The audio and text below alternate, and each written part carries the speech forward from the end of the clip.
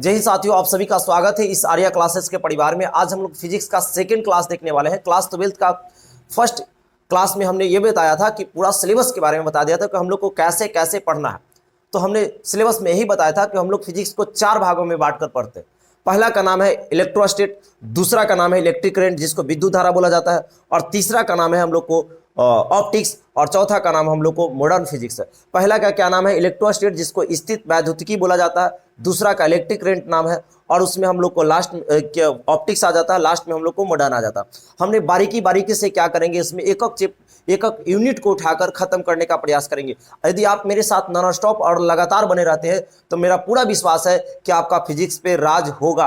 आप मेरे साथ 0 लेवल से जुड़िए, एक हाई लेवल तक की एजुकेशन यहाँ से मिल पाएगा आपको।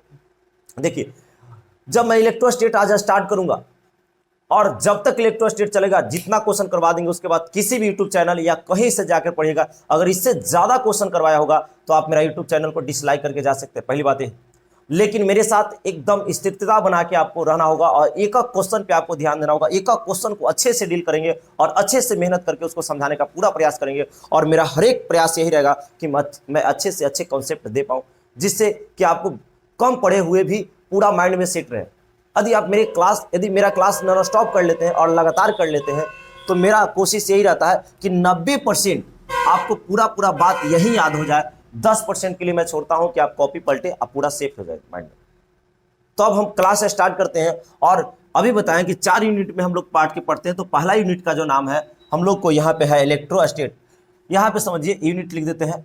यूनिट हम लोग को फर्स्ट में जो पढ़ना है इलेक्ट्रो स्टैटिक्स, है ना। इलेक्ट्रोस्टेट भी इसको बोलते हैं, जिसका हिंदी में नाम है स्थिर वैद्युतिकी। और यहां से अगर नंबर की बात करते हैं, ठीक से समझिए, यहां से यदि नंबर की बात करते हैं तो बहुत ज्यादा इंपॉर्टेंट तो नहीं कह सकते हैं, लेकिन इलेक्ट्रोस्टेट आपको क्लियर होगा तो इलेक्ट्रिक करंट की बात करते हैं। देखिए, हम इस चैप्टर की भी बात नहीं करें फिलहाल, मैं 1 मिनट इसके बाद वाला चैप्टर की बात कर रहा हूं जिसका नाम है इलेक्ट्रिक करंट। और इलेक्ट्रिक करंट मजबूत करने के लिए आपको इलेक्ट्रोस्टेट मजबूत करना पड़ेगा, नहीं तो आप इलेक्ट्रिक करंट को अच्छा नहीं कर पाएगा। और इलेक्ट्रिक करंट की बात करता हूं आपको कि 23-22 का फेज में जो दे रखा है, 60 नंबर दे रखा है। अरे बाबू, इसके बाद हम लोग को इलेक्ट्रिक करंट पढ़ना है।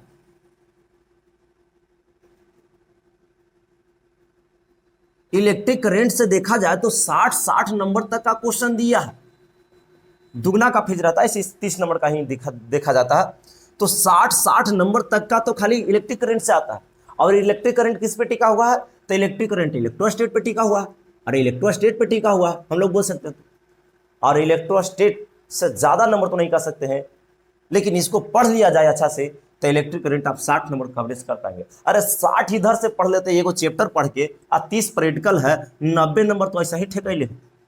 अरे 90 नंबर तो ऐसे ही ठेकैले। कहने का मतलब कुछ पढ़ो चाहे नहीं, इलेक्ट्रिक करंट यदि पढ़ लिए तो कहने का मतलब मजे। वो किस पे टिका हुआ है, तो इलेक्ट्रोस्टेट पे। इलेक्ट्रोस्टेट पे राज होना चाहिए, तब इलेक्ट्रिक करंट को सही कर पाओगे।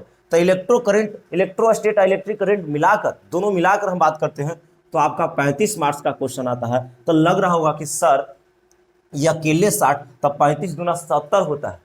दुगना का फेज की बात कर रहे हैं तो इसे 30 है, तो लग रहा होगा 5 नंबर इससे। सर नहीं, बात को समझिए, कभी इससे कम कर देता तो इससे ज्यादा कर देता है। तो समझिए कि 10-12 नंबर तक, 15 नंबर तक के भी एवरेज दे पाता है। ठीक है, तो इसमें प्योर नहीं कर सकते, दोनों मिलाकर हम 35 नंबर रखते हैं इसमें। और दोनों एक ही हैं, क्योंकि इलेक्ट्रिक करंट और इलेक्ट्रोस्टेट दोनों मिलाकर देखा जाता है। आपको मेरा बात समझ में आ रहा होगा, मुझे उम्मीद है। तो आप एक्यूरेट नहीं बोल सकते, दोनों मिलाकर 35 कर सकते हैं, और दुगना का फेज तो 70।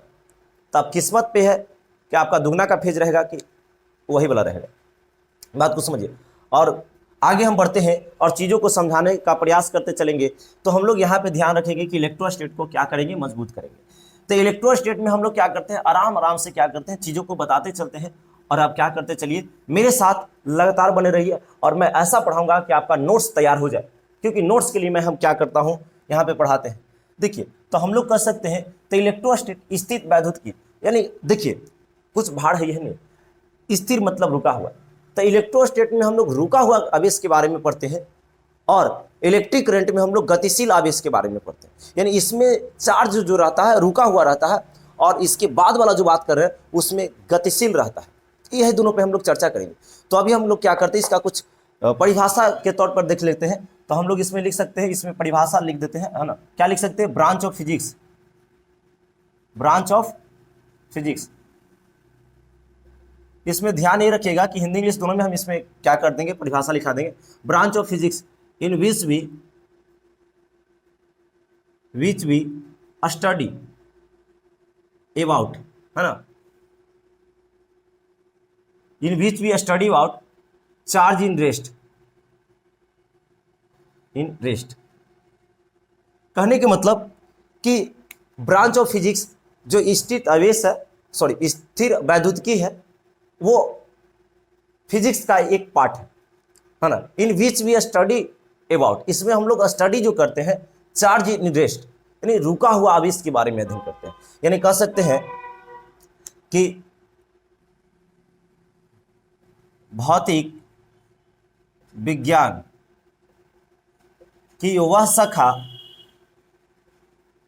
भौतिक विज्ञान की वह शाखा जिसके अंतर्गत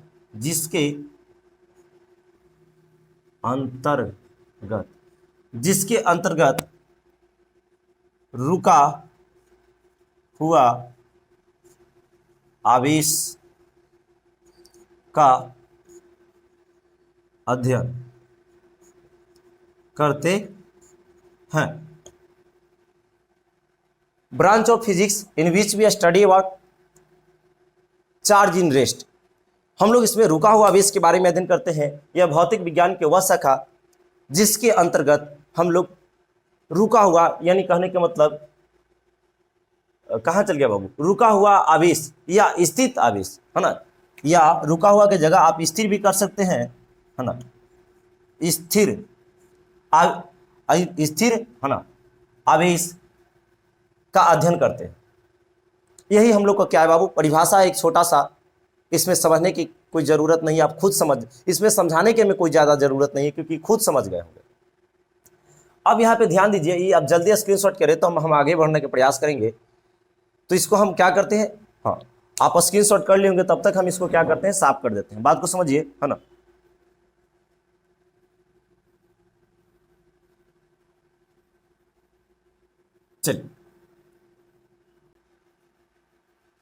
चलिए तो अभी हम लोग देख लेते हैं पूरा सिलेबस के बारे में कि इसमें क्या क्या हम लोग को सिलेबस पढ़ना, क्योंकि देखिए हम लोग को इसमें 3 चैप्टर के बारे में पढ़ना। पहला का नाम है इलेक्ट्रो पोटेंशियल एंड फील्ड, विद्युतीय विभव एवं क्षेत्र। दूसरा का जो नाम है हम लोग को गॉस थ्योरम यानी गॉस प्रमेय, और थर्ड का जो नाम है हम लोग को कैपेसिटी एंड कैपेसिटर, धारिता एवं सांधारित्र। ये 3 को हम लोग को इसमें पढ़ना। हाँ, टोटल अगर चैप्टर की बात कहा जाए तो 15 चैप्टर के आसपास हो जाते हैं, और हम लोग को 15 चैप्टर पढ़ना है। और इसमें 3 चैप्टर है, जैसे इलेक्ट्रिक करंट दूसरा यूनिट आता है उसमें 4 चैप्टर पढ़ना। इसी प्रकार हम लोग को मॉडर्न है उसमें भी 4 है। उसके बाद हम लोग को क्या आता है, ऑप्टिक्स आता है, उसमें भी 4 है। कहने की मतलब कि हम लोग 4 करके पढ़ने वाले हैं। तो लगभग 4 यूनिट, तो चर्चों को 16 होता है, इसमें कम है 15 चैप्टर आ जाता है। अब इसमें हम लोग क्या करते हैं, चैप्टर देख लेते हैं। यानी कहने के मतलब कि बोल सकते हैं electro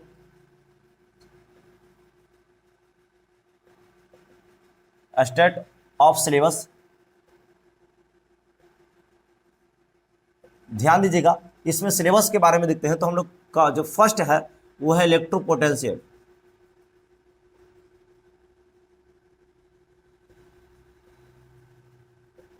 electro potential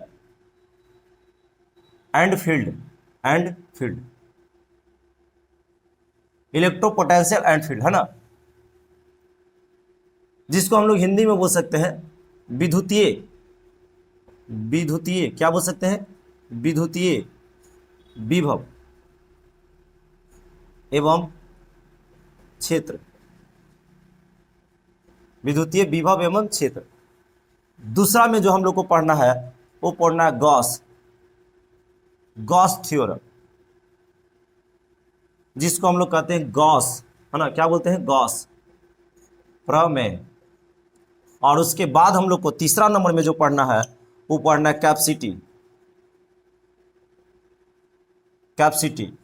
and capacitor.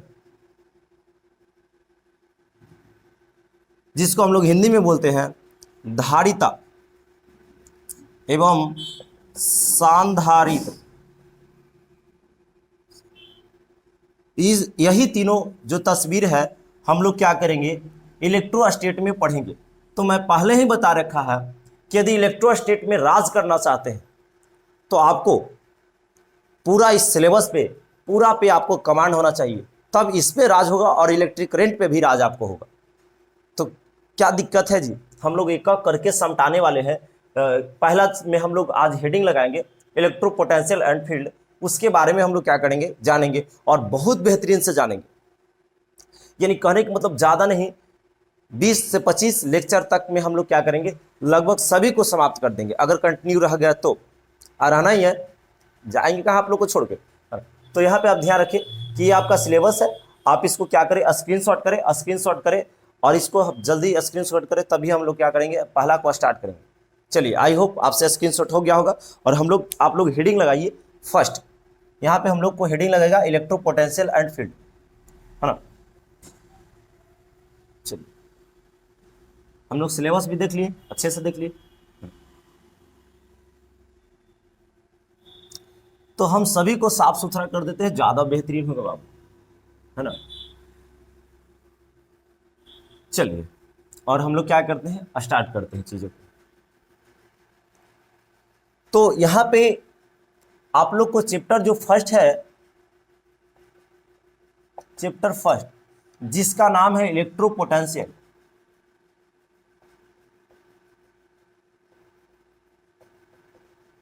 Electro potential and field, यानी बोल सकते हैं विद्युतीय, अच्छा से लिखो ना, है ना, विद्युतीय विभव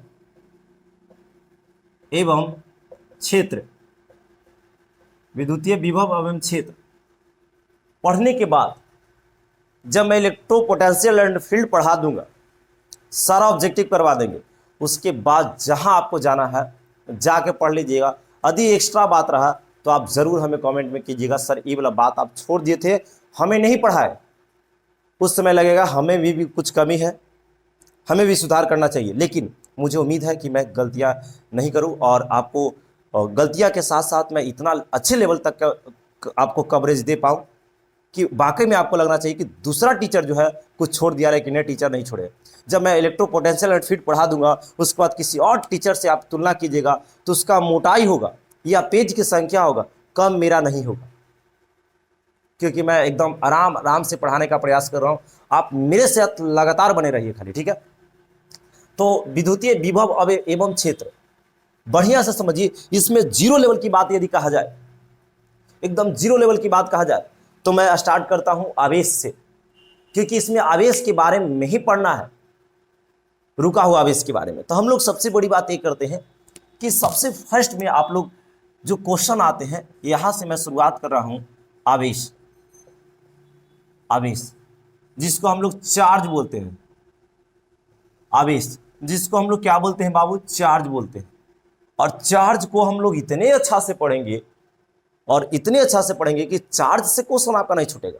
यानी एक एक क्वेश्चन पे बारीकी से ध्यान देना और एक एक क्वेश्चन को समझते चलना, आप माइंड में सेट करो। तो मैं इसको पहले परिभाषा लिखकर आपको आत्मा की संतुष्टि देना चाहता हूं, क्योंकि आपको को लगता है कि सर हमें पहले परिभाषा कॉपी में आ जाना चाहिए, उसके बाद हम आराम से पढ़ते हैं। तब पहले आप मेरे साथ परिभाषा लिख ले, अच्छा रहेगा, क्योंकि आप मेरे साथ बन के चलिए, ऐसा लगना चाहिए कि मैं ऑफलाइन क्लास में पढ़ाई कर रहा हूँ। तो लिखिए आवेश, चार्ज लिखिए। आवेश किसी पदार्थ का, है ना, आवेश किसी पदार्थ का वह अवस्था है, वह अवस्था है जो किसी बिंदु पर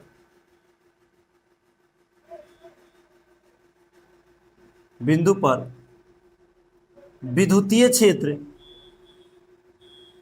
ध्यान रखिएगा, विद्युतीय क्षेत्र या चुंबकीय क्षेत्र का अनुभव देता है, अनुभव करता है। आप इसको पहले लिख ले तो मैं इसको समझाने का पूरा प्रयास करूंगा। कहो कि सर हमरा कुछ पता उता नहीं चल रहा है, ये क्या क्या सब लिख रहे हैं, ये तो परिभाषा सब लिखा था। आवेश किसी पदार्थ का वह अवस्था है जो किसी बिंदु पर विद्युतीय एवं चुंबकीय क्षेत्र का अनुभव करता है। जो 10वां के बच्चा गलती से जुड़ गया होगा वो करेगा मास्टर ऐसे नहीं पढ़ाया था हमरा। 10वां में जो पढ़ाया जाता है कहता है आवेश इलेक्ट्रॉन के स्थानांतरण से आवेश उत्पन्न होता है। जो पदार्थ इलेक्ट्रॉन को ग्रहण करता है उस पर ऋण आवेश, और जो त्याग करता है उस पर धन आवेश, है ना। तो 10वां की बात है, ये 12th है, तो 10वां 12th में कुछ फर्क बुझाना चाहिए। तो इसमें मैं ज़्यादा चर्चा नहीं करूंगा, जब क्षेत्र उतर आएंगे तो बहुत ज़्यादा चर्चा करेंगे। आपको याद रखना कि आवेश किसी पदार्थ का वह अवस्था है ना, जो किसी बिंदु पर विद्युतीय एवं चुंबकीय क्षेत्र का अनुभव करता है। अब क्योंकि विद्युतीय क्षेत्र क्या है, चुंबकीय क्षेत्र क्या है, मैं बताना चाहूंगा, तो इस चैप्टर पढ़ना है आपको। इसी में आगे चल के टॉपिक है विद्युतीय क्षेत्र और चुंबकीय क्षेत्र। क्या लिखे बाबू, विद्युतीय क्षेत्र या चुंबकीय क्षेत्र, यहाँ पे लिख देना है चुंबकीय क्षेत्र, है ना। चुंबकीय क्षेत्र का अनुभव करता है। तो चुंबकीय क्षेत्र और विद्युतीय क्षेत्र हम लोग का एक टॉपिक ही है, तो उस पर आएंगे तो आपको विद्युतीय क्षेत्र पता चलेगा और चुंबकीय क्षेत्र भी आपको पता चलेगा। अरे तू परेशान क्यों कर रहा है, तो उसमें आएंगे तो आपको विद्युतीय क्षेत्र और चुंबकीय क्षेत्र दोनों पता चलेगा। तो अभी हम ज़्यादा इस पर चर्चा नहीं करेंगे, परिभाषा से कुछ मतलब ही नहीं होता। अब इसका मेन प्रॉपर्टी जब चलेंगे ना, आवेश का गुण, वहां से आप जितना अच्छे ध्यान दोगे वहीं से आपका क्वेश्चन खूब लड़ेगा। तो यहाँ पे 2 पॉइंट और मैं लिखाना चाहता हूं, और दोनों पूछा हुआ पॉइंट है। आप जितने अच्छे से ध्यान दोगे उतना ही अच्छे से आपको बनते चल जाएगा, नोट्स बनाते चलिए, है ना। आप यहाँ पे इस वाला पॉइंट को आप VVI करें, स्टार बना के लिख सकते हैं, है ना। लिखा हुआ कि स्थिर आवेश, स्थिर आवेश, आवेश केवल विद्युतीय क्षेत्र, विद्युतीय, ध्यान दीजिए, केवल, है ना, गलती क्यों लिखा रहा, केवल विद्युतीय क्षेत्र उत्पन्न करता है। ठीक से देखिए, स्थिर आवेश केवल विद्युतीय क्षेत्र उत्पन्न करता है। और यहां से भी पूछा हुआ है कि गतिशील आवेश, है ना, गतिशील आवेश विद्युतीय क्षेत्र, ठीक से सुनिए, विद्युतीय क्षेत्र और चुंबकीय क्षेत्र दोनों उत्पन्न करता है, दोनों उत्पन्न करता है। यानी बात को समझा कीजिए कि स्थिर यानी रुका हुआ आवेश जो होता है ओनली विद्युतीय क्षेत्र उत्पन्न करता है, और जो गतिशील होता है, जो गतिशील आवेश होता है वो विद्युतीय क्षेत्र और चुंबकीय क्षेत्र दोनों उत्पन्न करता है। आपका पूछा हुआ क्वेश्चन है, यानी जो रुका हुआ आवेश है वो ओनली विद्युतीय क्षेत्र उत्पन्न करेगा, और जो गतिशील आवेश है वो विद्युतीय क्षेत्र और चुंबकीय क्षेत्र दोनों उत्पन्न करता है। तो आप इसको नोट पॉइंट में जल्दी नोट करें। और हम लोग को अब यहाँ से क्वेश्चन पूछेगा और 100% यहाँ से समझ में आएगा। अरे ना समझ में आया तो डर जाओगे, अरे एक आदमी समझाना ही कुछ ही, तो इसमें कोई ज़्यादा हमको नहीं समझाना है, तो इसमें ज़्यादा नहीं समझा पाएंगे। इसके बाद आपको कॉन्सेप्ट वाला क्वेश्चन रहेगा और लड़ने वाला क्वेश्चन रहेगा, और जितने अच्छे आप ध्यान दोगे उतना ही अच्छा आपका बनते चला जाएगा। तो ये एक छोटा सा पॉइंट था कि आवेश क्या है। आवेश किसी पदार्थ का वह अवस्था है जो किसी बिंदु पर विद्युतीय एवं चुंबकीय क्षेत्र का अनुभव करता है या ज्ञात देता है। उसके बाद क्या है, स्थिर आवेश केवल विद्युतीय क्षेत्र उत्पन्न करता है, और जो गतिशील आवेश है मतलब जो गति कर रहा है वो विद्युतीय क्षेत्र और चुंबकीय क्षेत्र दोनों उत्पन्न करता है। तो ऑब्जेक्टिव में आपका क्वेश्चन ये दोनों पूछता है कि गतिशील आवेश उत्पन्न करता है, ऑप्शन ए में रहेगा केवल विद्युतीय क्षेत्र, केवल चुंबकीय क्षेत्र, दोनों, इनमें से कोई नहीं। तो अगर गतिशील है तो उसमें दोनों मानना है, और स्थित है तो केवल विद्युतीय क्षेत्र हो जाएगा। मुझे उम्मीद है कि आप समझ पा रहे होंगे और चीज़ों को आप लिखते चल रहे हैं। और हम क्या करते हैं, अब आगे बढ़ते हैं, और अगल का पॉइंट समझो कि लड़ेगा। अगल का जो पॉइंट मैं बताऊंगा, आवेश का गुण, प्रॉपर्टीज ऑफ चार्ज, वहां से आपका क्वेश्चन रहेंगे। आप माइंड में सेट कर ले, आप इसको जल्दी स्क्रीनशॉट करें फास्ट। चलिए आप इससे स्क्रीनशॉट या उतार लिए होंगे। अब हम लोग क्या करते हैं, यहां से आप ध्यान दीजिए, मैं हमेशा बता रहा हूं कि यहां से आपको ध्यान देना होगा, तभी आप अच्छा कर पाएंगे। और हमसे धीरे धीरे आप क्या कीजिए, पढ़ते रहिए, है ना। अब इसको हम क्या करते हैं, थोड़ा ध्यान दीजिए कि पहला नंबर यहाँ पे आप क्वेश्चन कर ले, और बहुत इंपॉर्टेंट क्वेश्चन है। आप पूछता है कि आवेश का गुण, आवेश का गुण, प्रॉपर्टीज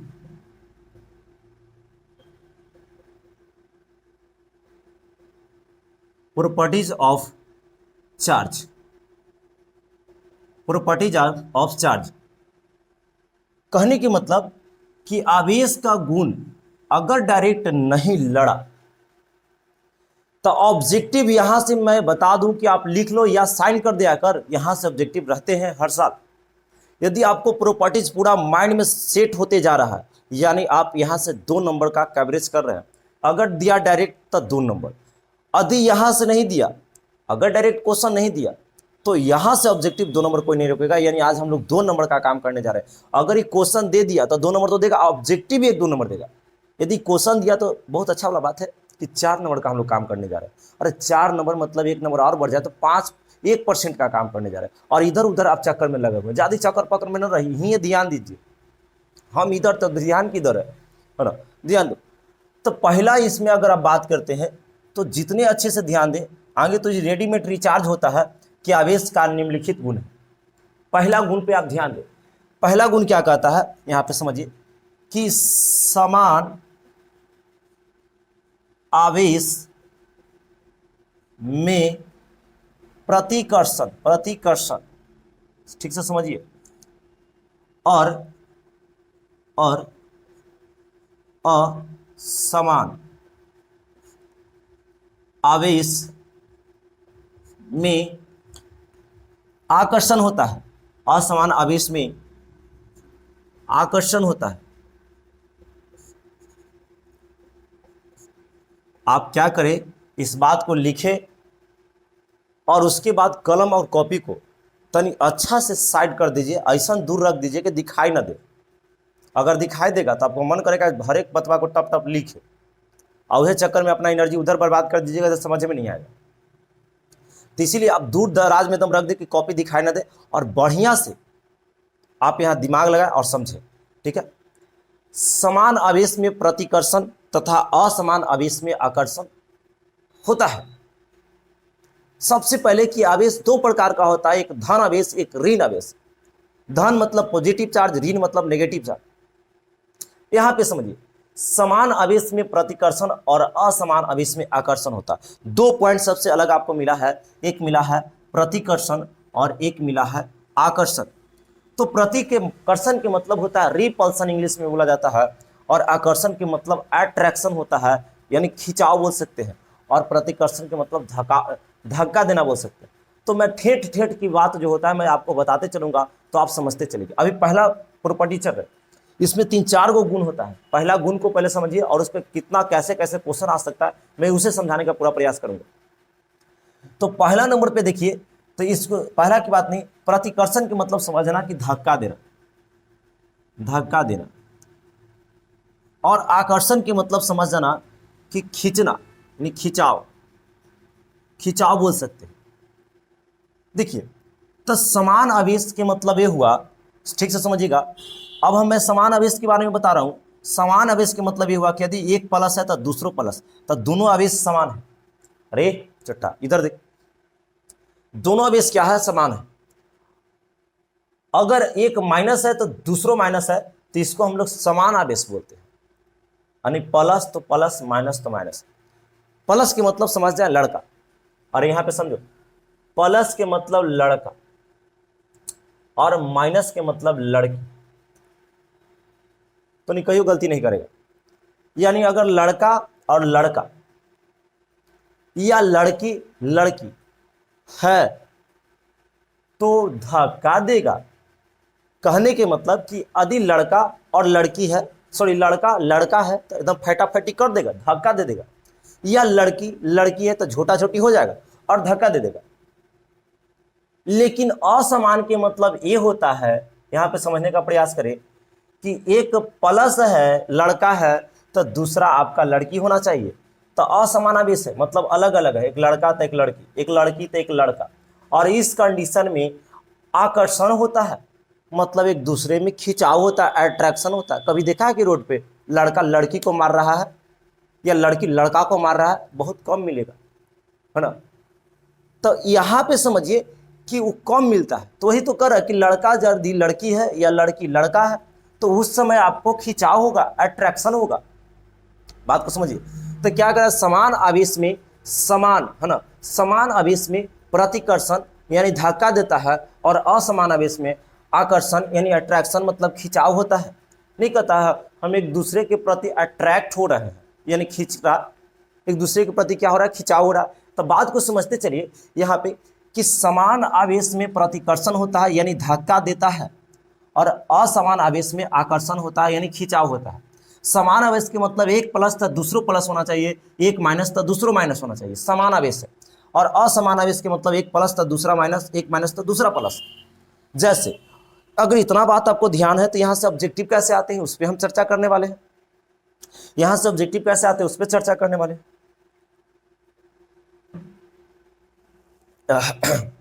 तो समझिए यहाँ पे अब ऑब्जेक्टिव पे आप फोकस करें, मैं समझाने का पूरा प्रयास करूंगा। जैसे आपसे बोलेगा यहाँ पे ध्यान दीजिए कि एक पदार्थ ए है, ठीक से समझिएगा, एक पदार्थ ए है जिस पे धन आवेश है। बात को समझिएगा क्या क्वेश्चन है, हम क्वेश्चन लिख कर नहीं बोल कर अच्छा से समझा सकते हैं, लिखने में भार भी पड़ेगा, समय भी बर्बाद होगा, तब तक तो भाग भी जाएगा, है ना। तो क्या करा है कि एक पदार्थ ए है जिस पर धन आवेश, जिस पर क्या है, धन आवेश, दूसरे पदार्थ बी को, दूसरे पदार्थ बी को आकर्षित करता है। आकर्षित क्या करता है, आकर्षित करता है। बात को समझिएगा, है ना, क्या करता है बाबू, आकर्षित करता है। तो पदार्थ बी पर कौन आवेश होगा, फिर से एक पदार्थ ए पर धन आवेश है, दूसरे पदार्थ बी को आकर्षित करता है। आकर्षित मतलब खींचता है, आकर्षण मतलब खींचना, खींचता है।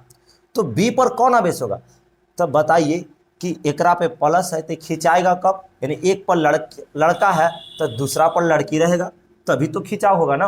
यानी बी पर हम लोग कहेंगे कि ऋण आवेश होगा। कौन आवेश होगा, बोलेंगे कि ऋण आवेश होगा, ऋण आवेश। इतना बड़ा क्वेश्चन देखकर लेकिन भाग जाता है। फिर से सुनो, एक पदार्थ ए पर धन आवेश है, दूसरे पदार्थ बी को आकर्षित करता। आकर्षित के मतलब होता है खींचना, तब बी पर कौन आवेश होगा, तो ऋण आवेश होगा, क्योंकि खींचेगा कब, जब एक पर प्लस है। अरे खिंचाव कब होता है, जब एक पर प्लस होता है तो दूसरे पर माइनस होना चाहिए, तो असमान आवेश होना चाहिए, तब आकर्षण होगा।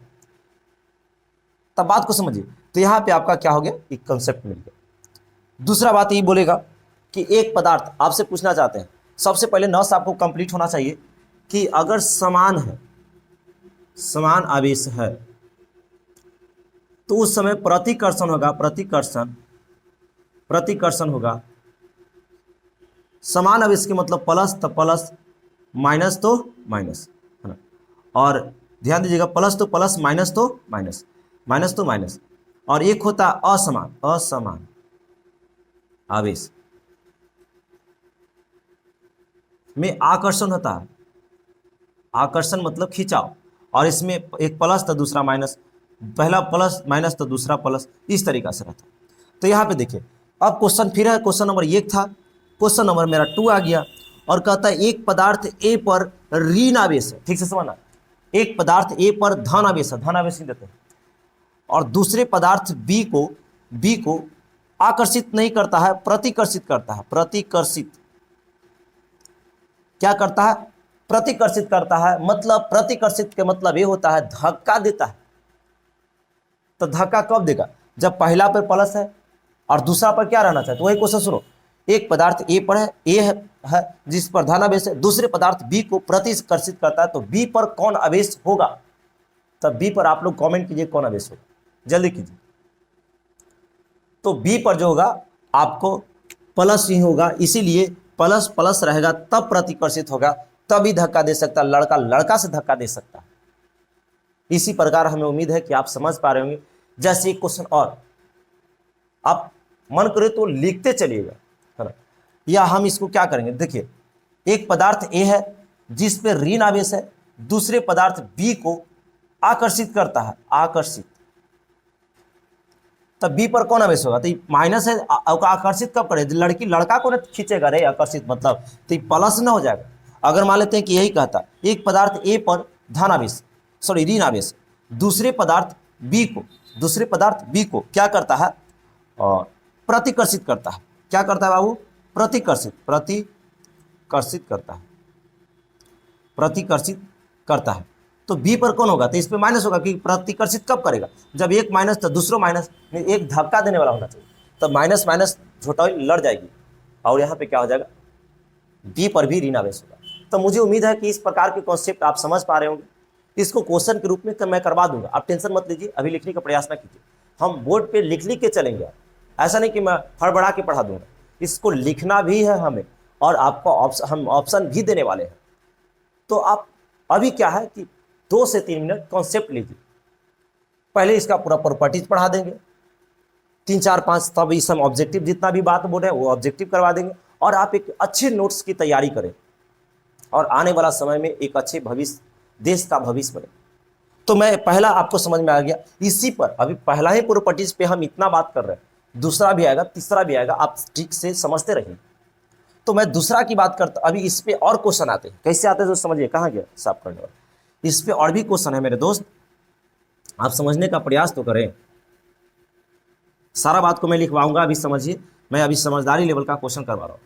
तो उससे पहले मैं आपको बता दूं कि क्वेश्चन से पहले कि फिजिक्स में क्वेश्चन 2 टाइप का आते हैं। तो गिर कह रहा है वो, मतलब आज थोड़ा मतलब नहीं सही से रहेगा। फिजिक्स में 2 टाइप का क्वेश्चन आते हैं। पहला टाइप ये है कि एक ज्ञान लेवल का क्वेश्चन रहते हैं। ज्ञान मतलब जिसका ज्ञान रहेगा वो कर पाएगा। जैसे आप सभी को ज्ञान है कि सूरज पूरब में उगते हैं, तो कोई आपसे पूछेगा सूरज किधर उगते हैं, तो आपको पता है इसके बारे में, तो बता सकते हैं कि सूरज पूरब में उगते हैं। इसको ज्ञान लेवल बोलते हैं। ज्ञान है तो बताएंगे, नहीं तो छोटा बच्चा से पूछेगा क्या पता चलेगा। आपको पूछेंगे अपना देश का प्रधानमंत्री कौन है, तो आपको जानते हैं तो बताइएगा, नहीं तो नहीं बताइएगी, तो ज्ञान लेवल है। लेकिन एक समझदारी लेवल का क्वेश्चन आता है जो फिजिक्स करता है, और वही बच्चा बता पाता है जिसका कॉन्सेप्ट क्लियर रहता है। उसमें घुमा के क्वेश्चन देगा, वो चीज़ आप जानते हैं लेकिन घुमा देगा। जैसे सूरज पूरब में उगता है आपको पता है, और दे देगा कि जब सुबह में आप सूरज की ओर मुंह करके खड़े हैं तो आपको दाहिना हाथ किधर होगा। अब दिमाग लगाने वाला बात दे दिया कि मैं सूरज में सुबह में पूरब की ओर मुंह करके खड़ा हूं तो मेरा दाहिना हाथ दक्षिण की ओर होगा, है ना। तो कहने का मतलब ऐसा होगा, दक्षिण मतलब दक्षिण। तो ये आपको क्या करने वाला हो गया? दिमाग लगाने वाला हो गया। तो ये दिमाग लगा के बना सकते हैं। तो ऐसा समझदारी लेवल और ज्ञान लेवल दोनों टाइप का क्वेश्चन आता है। तो ज्ञान लेवल सभी बच्चा बना पाते हैं जिसका ज्ञान होता है। विद्युत धारा का ऐसा मात्रा एम्पियर, ज्ञान है तो बता दीजिएगा। अब उसमें न्यूमेरिकल देगा तो फिर ज्ञान लेवल, इसमें समझदारी लेवल आ गया। तो ज्ञान लेवल और समझदारी लेवल दोनों टाइप का क्वेश्चन आपको मिलेंगे, ठीक है, समझिएगा। अब यहाँ पे हम बात करने वाले हैं कि जैसे एक क्वेश्चन ये भी कई बार पूछा गया, फेमस क्वेश्चन है, आप ध्यान रखें कि एक साबुन के बुलबुला को धनावेशित किया जाता है। ठीक से सुनो, साबुन के बुलबुला है उसको धन दिया जा रहा है, धन आवेशित, आवेशित, धनावेशित, धना, ठीक से सुनिए, क्या किया जाता है? धनावेशित किया जाता है, वेशित, धनावेशित किया जाता है, यानी प्लस चार्ज दिया जाता है। तो आपसे पूछेगा कि बताओ साबुन के बुलबुला को धनावेशित किया जाता है, यानी पॉजिटिव चार्ज दिया जाता है, तो इसका आकार, फिर से सुनो, साबुन के बुलबुला को धनावेशित किया जाता है तब इसका आकार, आकार से ज्यादा त्रिज्या पूछ रखा है। त्रिज्या क्या होगा? ऑप्शन ए में बढ़ेगा, बी में घटेगा, सी में अपरिवर्तित और डी में नन। बढ़ेगा, है ना, बढ़ेगा, घटेगा, बढ़ेगा, घटेगा, अपरिवर्तित, नन। फिर से सुनो, साबुन के बुलबुला का धनावेशित किया जाता है। तो इसमें जितने भी बच्चे होते हैं वो ऑप्शन ए मार के आते हैं कि बढ़ेगा। क्या मार के आते हैं? बढ़ेगा। और वो सही मारते हैं, वो सही मारते हैं क्योंकि वो मारे हैं तो प्लस के चक्कर में मारे हैं कि प्लस मतलब बड़ा, और वो बढ़ेगा मार के चलाते हैं। वहां पे आपका त्रिज्या पूछेगा कि यदि धनावेशित किया जाता है तो उसका त्रिज्या बढ़ेगा कि घटेगा, या आकार पहले के जमाना में पूछता था 2011, 13, 15 के यूज में, अब आ गया 24 के 23 का, तो आपका त्रिज्या ही पूछता है। तो समझिए वहाँ पे, तो वहाँ पे बढ़ेगा। और बच्चा किस लेवल से मारे है कि ये धनावेश है इसलिए बढ़ा, लेकिन यही क्वेश्चन को अगर थोड़ा सा उलट के दे दिया जाए कि धन के जगह अगर बोल दिया जाए कि अगर साबुन के बुलबुला को ऋणावेशित किया जाता है तो अब उसका आकार क्या होगा। तो अब लेकिन के लगता है ऋणावेशित का मतलब निगेटिव चार्ज यानी माइनस कर रहा, और वो मार के आ जाते हैं घटेगा, जो कि 100% नहीं 110% क्या है बाबू, गलत है। मैं यहाँ पे आपको सतर्क होने के लिए बोल रहा हूँ, क्योंकि ऐसा ही क्वेश्चन पूछता है मेरे दोस्त, और बच्चा गलत कहाँ करते हैं ये मैं समझाने का प्रयास कर रहा हूँ। तो यहाँ समझिए कि यहाँ पे यदि धनावेशित कहा तो बढ़ेगा, तो ऋणावेशित भी कहेगा तो आपको बढ़ना चाहिए। क्योंकि देखो मान लेते हैं कि इसको धनावेशित कर रहे हैं, तो साबुन के बुलबुला को हम क्या कर रहे हैं, धनावेशित कर रहे हैं, तो धनावेशित करेंगे तो प्लस प्लस धक्का देगा। अभी बताए यहाँ पे कि प्लस कहाँ गया, प्लस प्लस क्या करता है, प्लस प्लस प्रतिकर्षित करता है, यानी आपको कहाँ गया, प्लस प्लस प्रतिकर्षित करता नहीं धक्का देता है। तो प्लस प्लस के कारण यहाँ पे लड़का लड़का धक्का देगा और इसका आकार बढ़ जाएगा। इसका आकार क्या हो जाएगा, क्योंकि ई इसको धक्का देगा, ई इसको धक्का देगा, और यहाँ पे आकार क्या हो जाएगा, बढ़ जाएगा। और जैसे ही आकार बढ़ेगा है ना, तो उसका त्रिज्या भी तो बढ़ जाएगा। तो आकार पूछेगा तो ये बढ़ेगा, त्रिज्या पूछेगा तो ये बढ़ेगा। हाँ, इसको ऋणावेशित कर रहा, तो ऋणावेशित के मतलब माइनस चार्ज दे रहा, और माइनस देगा तो आपको पता है लड़की लड़की के कारण धक्का देगा, और माइनस माइनस के कारण धक्का देगा, और इसका आकार क्या हो जाएगा, बढ़ जाएगा, यानी इसका भी आकार बढ़ेगा। तो धनावेशित करे या ऋणावेशित करे आप उसमें बढ़ेंगे मार के चलाना। यानी कहेगा एक साबुन के बुलबुला को धनावेशित किया जाता कहना बढ़ेगा, एक साबुन के बुलबुला को ऋणावेशित करना के समझ गए। खाली इतना बोलेगा ना, एक साबुन के बुलबुला को कहना कि एक आंसर कने बढ़ेगा हमरा खोजे तो तने अब मार के चलाना है। ठीक है, बात को समझते रहिएगा, मेरा हर एक बात को समझिए। यहाँ पे कभी कभी साबुन को हटा के स्प्रिंग की बात करता है, बात को समझिएगा। बोलेगा एक स्प्रिंग को धनावेशित किया जाता है तो उसका आकार, तो वही लड़कन करता है कि स्प्रिंग को क्या करा, धनावेशित। तो मान लेते हैं कि क्या है, काहे नहीं सही से बन रहा है, धनावेशित कर रहा। तो अगर धनावेशित करेगा तो हमारा लेकिन इसमें बढ़ मार के चलाता है कि बढ़ेगा। क्यों बढ़ेगा, बात समझ में आ रहा है, क्योंकि प्लस प्लस के कारण धक्का देगा और बढ़ जाएगा। यही क्वेश्चन में अगर ऋणावेशित करेगा तो अबरी बोलेगा ना कि घटेगा, तो पीट देंगे वहीं से। धनावेशित करे या ऋणावेशित करे, क्योंकि इसको ऋणावेश देगा तो आपको पता होना चाहिए कि माइनस माइनस के कारण धक्का देगा और बढ़ जाएगा। यानी एक बात समझ में आ गया, किसी भी पदार्थ को या साबुन के बुलबुला हो या आपको स्प्रिंग हो, उसको यदि आवेशित किया जाता है या धनावेशित करे या ऋणावेशित करे, उसका आकार और त्रिज्या बढ़ेगा। तो आप माइंड में सेट करके आ जाए कि धनावेशित करे या ऋणावेशित करे उसका आकार बढ़ेगा। क्या करेंगे, आकार बढ़ेगा और हम लोग मार के आ जाएंगे, कहीं गलती नहीं होगा, आप विश्वास करें। ठीक है, तो इस तरीका से हम लोग क्या किए कि मैं पहला पॉइंट जो लिखा कि समान आवेश में प्रतिकर्षण और असमान आवेश में आकर्षण होता है, यानी सेम चार्ज इन रिपल्सन। अगर सेम चार्ज है तो वो रिपल्सन करेगा, और सेम चार्ज नहीं है तो वो अट्रैक्शन करेगा। यहाँ तक हमें लगता है कि बात समझ में आ रहा होगा, और चीज़ों को हम लोग आगे बढ़ाते चल देंगे, चीज़ों को हम लोग क्या करेंगे आगे की ओर बढ़ाते चलेंगे, और आप समझते रहे। चलिए ध्यान दीजिए, अब हम लोग क्या करते हैं, आगे बढ़ाते हैं। तो यहाँ पे आ जाते हैं ना जी, चलिए जिसको मिटाना नहीं है, दूसरा में आ जाते हैं, सेकंड। बात को समझते रहिएगा।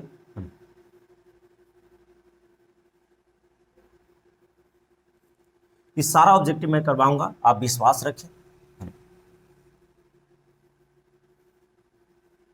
चलिए सेकंड नंबर ये है कि आवेश जो होता है ना, आवेश आवेश क्वांटीकृत होता है, क्वांटीकृत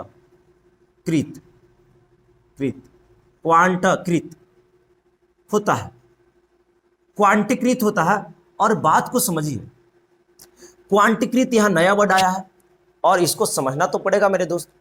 तो आवेश क्या होता है, क्वांटीकृत होता है। क्वांटीकृत की मतलब ये हुआ कि पूरा पूरा पूरा पूरा, यानी भिन्न या दशमलव में नहीं होता है। क्वांटीकृत का मतलब पूरा पूरा। और आवेश की मतलब आप समझे कि आवेश मतलब चार्ज ही समझे, क्योंकि चार्ज आप लोग खूब जानते हैं।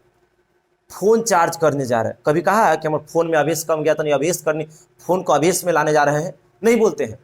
क्योंकि आप फोन चार्ज करने जाते हैं तो चार्ज माइंड में आपको सेट होता है, आवेश नहीं।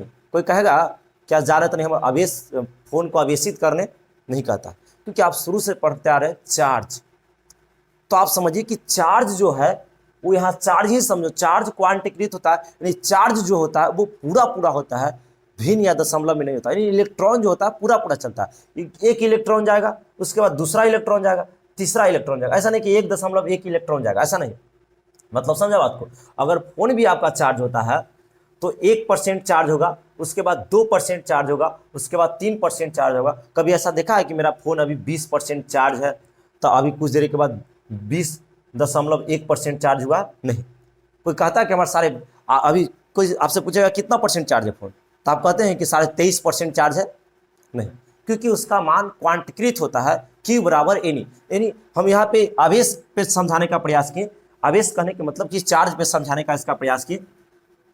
तो Q बराबर जो होता है, समझिएगा आवेश के मतलब आवेश को Q से सूचित करते हैं, और Q बराबर जो होता है, ठीक से समझिएगा, Q बराबर जो होता है एनी होता है।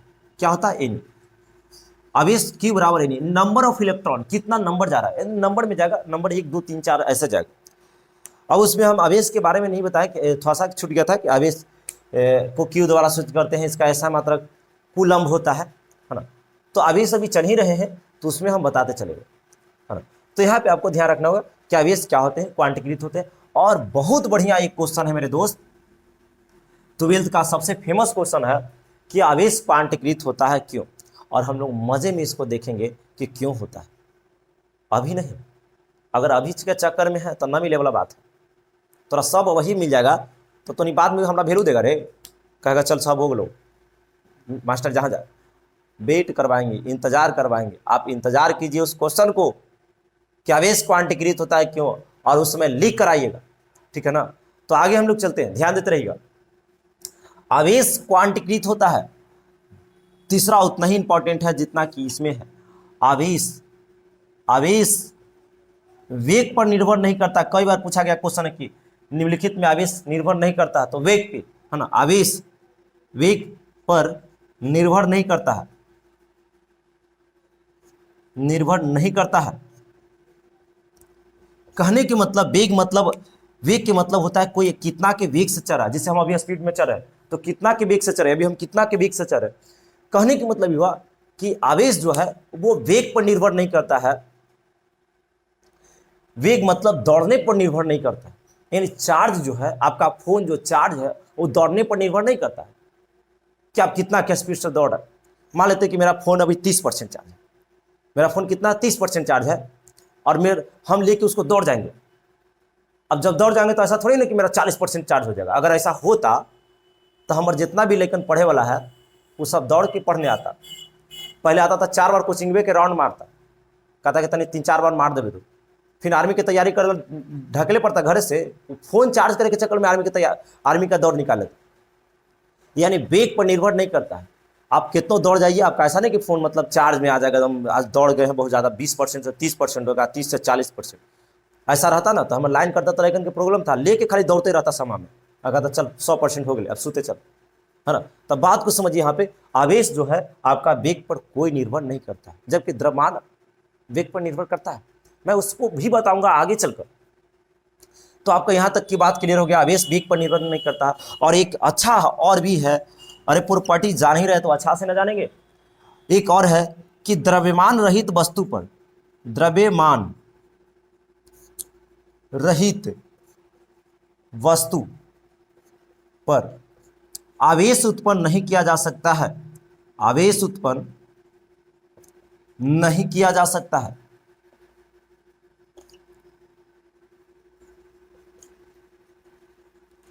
हम लोग एक एक बात को क्लियर करते चल रहे हैं और धीरे धीरे मेरा इलेक्ट्रोपोटेंशियल फील्ड खत्म हो जाएगा।